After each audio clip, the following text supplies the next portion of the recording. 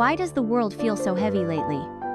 It's like you wake up already tired, not because you didn't sleep, but because your mind never stopped spinning.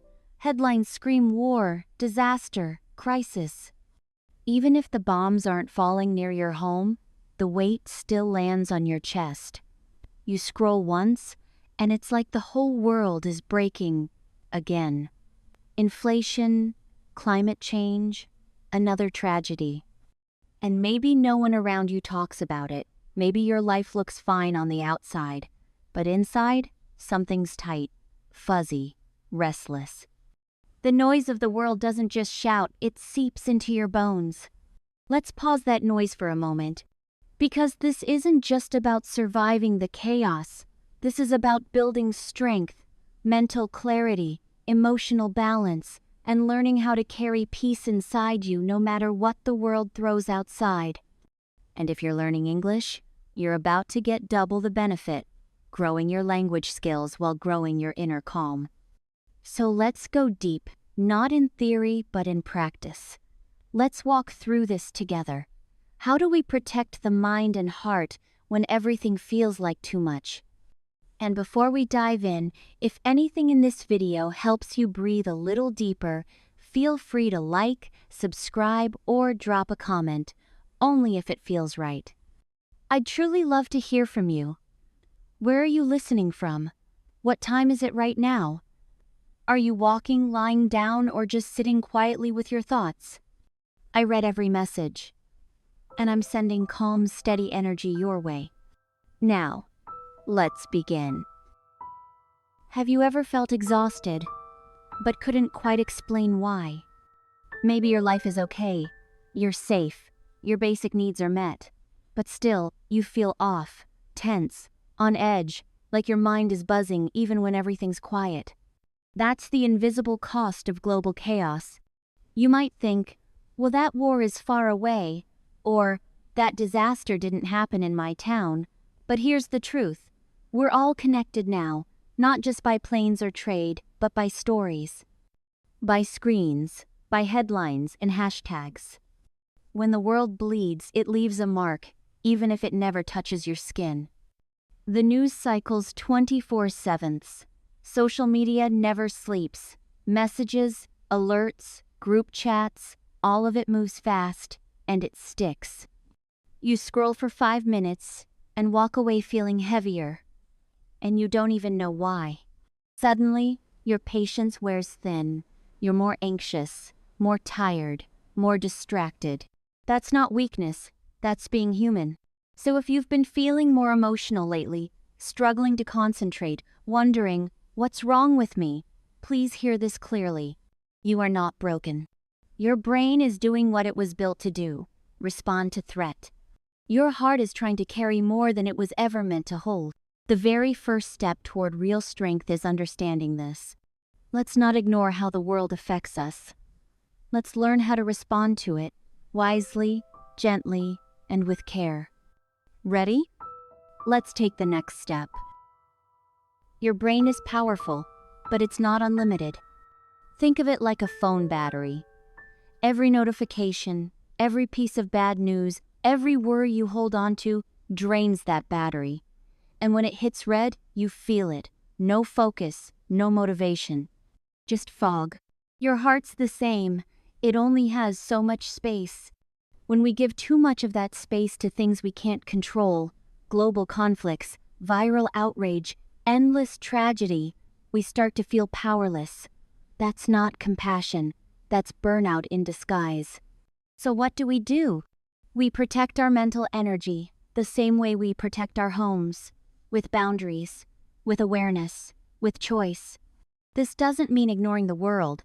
It means choosing what you let in and what you let go. Because yes, you can care about the world without carrying its pain in your chest every hour of the day. Here's what that might look like. You read the news once, not 10 times. You let yourself feel. Maybe you talk to a friend. Then, you move your body. You help someone near you. You drink water. You learn something new. You do something good with the day you still have. That's not avoidance. That's wisdom. Sitting in pain all day, every day, isn't the same as compassion. Real compassion includes caring for your own spirit, too. So if your mind feels loud and your heart feels tired, maybe it's time to ask, what am I carrying that I don't need to?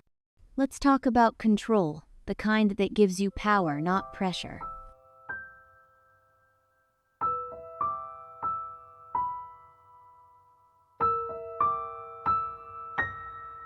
When the world feels chaotic, it's easy to feel small. You see the headlines, hear the arguments, scroll past the disasters, and you think, what difference can I possibly make? But here's the shift. Instead of asking, what's going to happen, ask, what can I control right now? Not tomorrow, not next year, right now. You can control your next breath, your morning routine, the tone of your next conversation.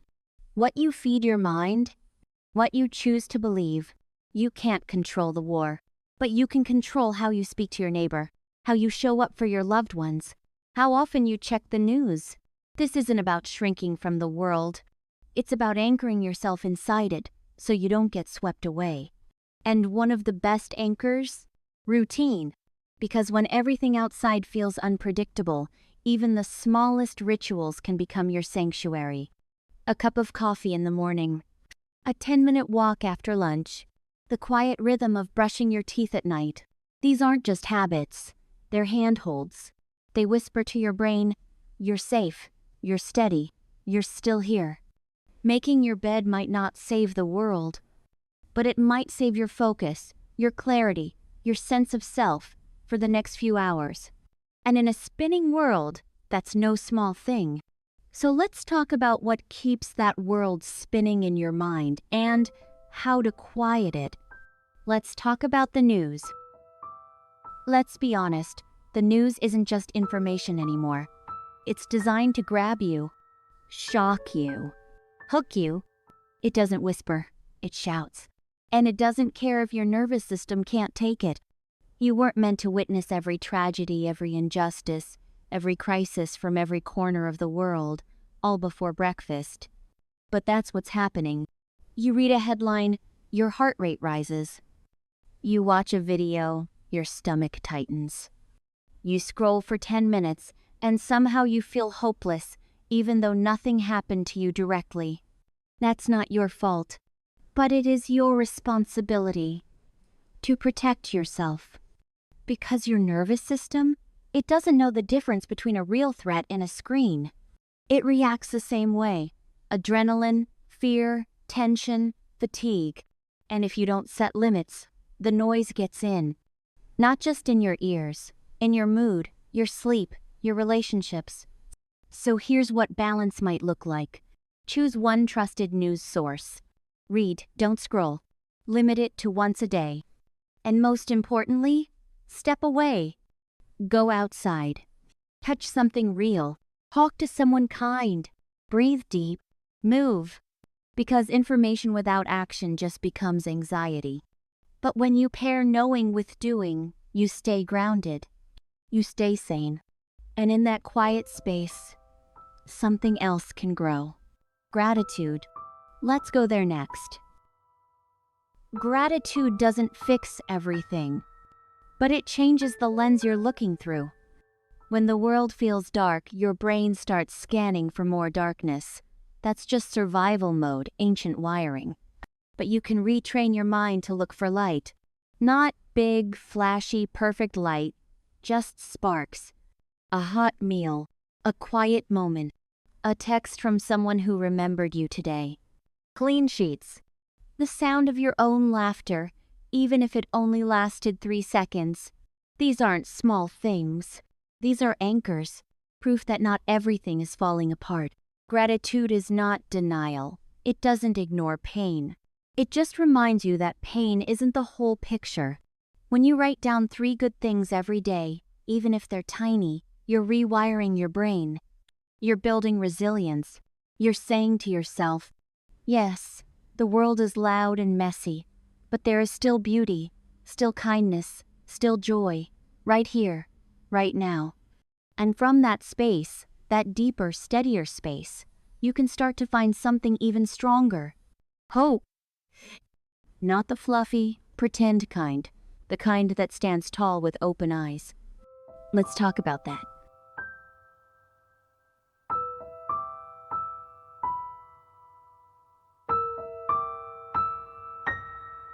Hope isn't pretending everything's fine. It's not slapping on a smile and saying, "It's all good," when it clearly isn't. Hope is something braver than that. It's looking at the mess, the noise, the chaos, the pain, and still choosing to believe things can get better. Not because you're naive, but because you're choosing not to surrender your spirit. Hope is a choice, a practice, sometimes even a fight. And yes, it can feel like a fragile spark, especially when everything around you feels like wind trying to blow it out. But that spark is enough. Enough to light your next step. Enough to remind you to keep moving. Because real hope is energy. It's action.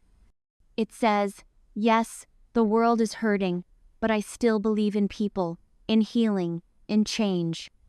And that belief? It doesn't numb you, it empowers you. But here's the thing, hope needs space to breathe. And one of the heaviest things that smothers it is silence. Let's talk about why speaking your truth, even softly, matters more than you think.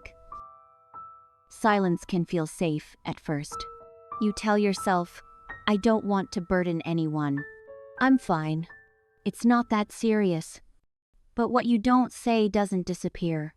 It sinks deeper, heavier, until it starts showing up in places you never expected. In your mood, your sleep, your shoulders, your relationships. Unspoken feelings don't stay quiet. They leak out as stress, frustration, sadness, even physical illness. That's why talking matters. Not because someone will fix it for you, but because naming what hurts is a kind of release. It's like opening a window in a room that's been sealed for too long. The air shifts, the weight lifts, even just a little. Whether it's a friend, a therapist, or your own journal, letting it out is how you create space inside again. You don't have to carry everything alone. You weren't meant to. And just truly knowing that someone else has felt what you're feeling, that's powerful. That's healing. But sometimes, even when you can't find the words, your body can speak for you. Let's talk about the quiet medicine of movement. Your body holds what your mind can't always express. Tension doesn't just live in your thoughts. It settles in your shoulders, your jaw, your chest. Worry curls your spine. Grief slows your breath. Stress tightens everything. But here's the gift. Movement releases what words can't. You don't need a gym. You don't need a routine. You just need to move. Stretch slowly in the morning. Walk barefoot on the ground. Dance badly to your favorite song. Shake the weight off your limbs like a wild animal waking from sleep. Because every time you move, you remind your nervous system, I'm here. I'm alive. I'm not stuck. Exercise isn't just about muscles or looks. It's about flow. It's about energy. It's about giving your emotions somewhere to go besides inward. Your body is a home. It can become a safe place, but only if you let it move, breathe, and speak in its own way. And just like movement brings life back to your body, connection brings life back to your heart. Let's explore that next. Connection saves us, even when it's quiet, even when it's small. We live in a world obsessed with numbers, followers, likes, views. But those numbers can't hold your hand. They can't look into your eyes and say, I get it. What your heart needs isn't attention, it's understanding. And sometimes, all it takes is one real conversation. One moment where you let the mask drop, and someone else says, me too. That's not just comforting. That's oxygen. You don't need a crowd. You need a witness, someone who sees your pain and stays. And sometimes, you get that by going first. Ask someone how they're really doing. Listen like it matters. Tell your truth, even if it shakes. Even if it's messy. Because connection isn't about fixing each other. It's about sitting together in the storm and saying, we'll get through this, side by side. And in that space, that shared sacred space, healing begins. But healing doesn't only come from others. It also rises from within. Through creativity, through learning, through building something new. Let's talk about that beautiful, quiet fire next. When everything around you feels heavy or broken, creativity is your way out and your way through. Not because it erases the darkness, but because it brings light into it. Reading, writing, painting, singing, learning a new skill, trying something silly, even scribbling random thoughts in a notebook. These aren't distractions. They're medicine. When you create, you remind your mind, I can build, I can shape, I still have agency. And when you learn something new, even a single English word, you tell your brain, I'm still growing, I'm still alive. Creativity gives your emotions a place to land. It lets your sadness turn into poetry, your anxiety into movement, your confusion into color. It doesn't have to be perfect. It doesn't even have to be good. It just has to be yours. Because what you make, even if no one sees it, proves that there's still something inside you that wants to live, to express, to connect. And that part of you, it deserves kindness. Let's talk about the power of self-compassion, especially when life feels hardest.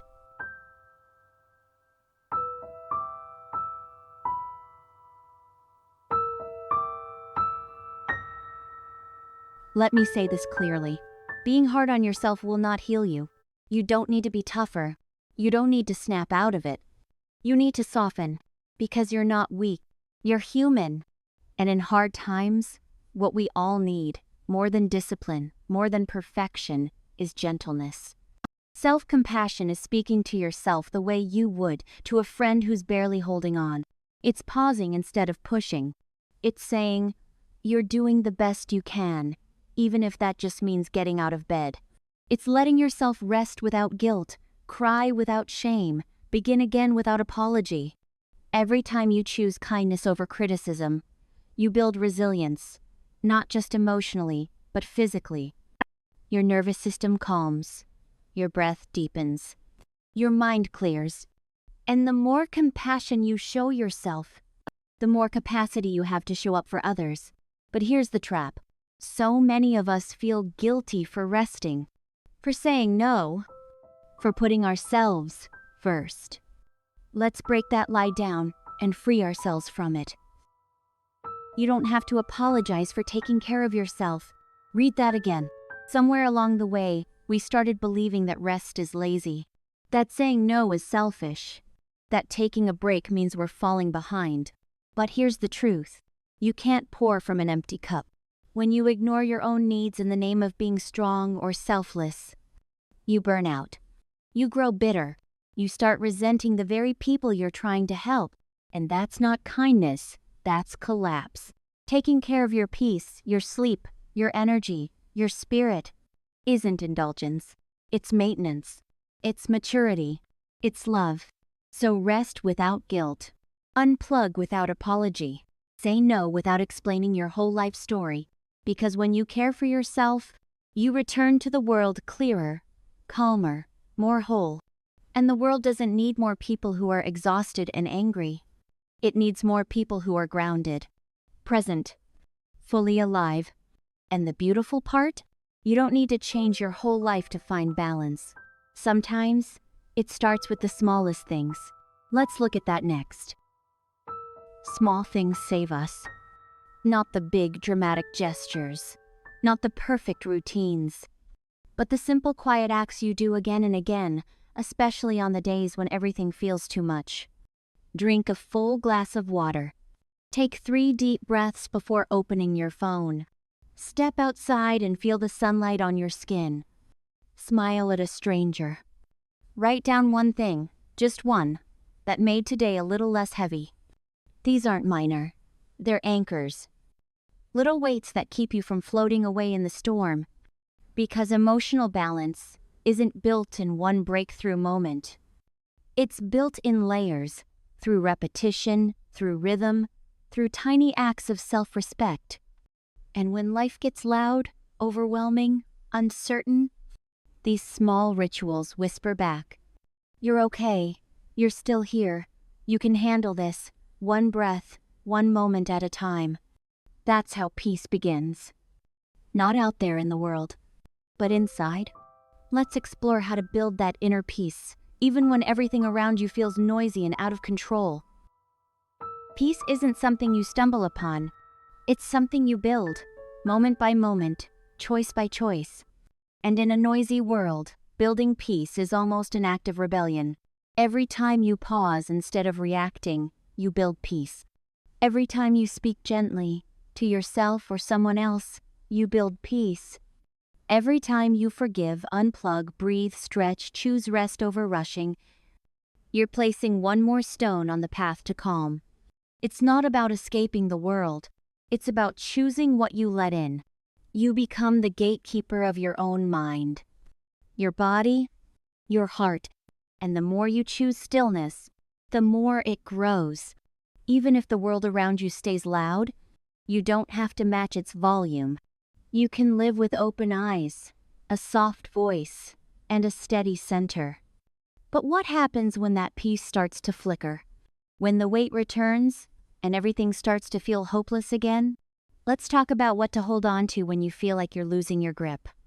When everything feels dark, when your thoughts spiral, your chest tightens, your energy fades, there's one truth I want you to hold on to. You are not alone. Someone, somewhere, is feeling exactly what you're feeling. Someone else is lying awake, scrolling through the noise, wondering if they're the only one falling apart. You're not. And while knowing that doesn't fix everything, it does remind you, this moment isn't forever. This feeling isn't final. Nothing lasts.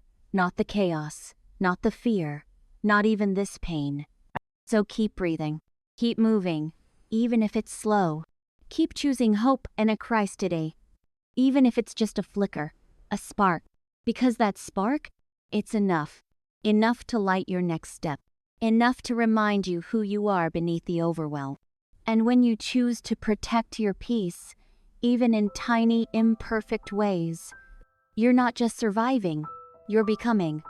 Let's bring it all together one last time. We've traveled through a lot together. We talked about fear, about chaos, about how the world can feel like it's spinning too fast and too loud. We looked at ways to steady your mind, protect your energy, soften your inner voice. We explored routines that anchor you, connection that holds you, gratitude that opens your heart, and hope that refuses to let go. But more than anything, I hope you remember this. You are capable of peace. It's not something far away. It's not reserved for people with perfect lives. It's already in you, quiet, steady, waiting. And every time you choose to care for your mind, to speak kindly to yourself, to breathe instead of panic, to move instead of freeze, you're building strength, not loud, flashy strength, but deep, quiet, unshakable strength. And I am proud of you for listening, for showing up, for caring enough about your inner world to protect it. Stay soft, stay strong, and no matter what happens around you, keep learning, keep choosing peace, and keep going. I'm here with you, and you are not alone.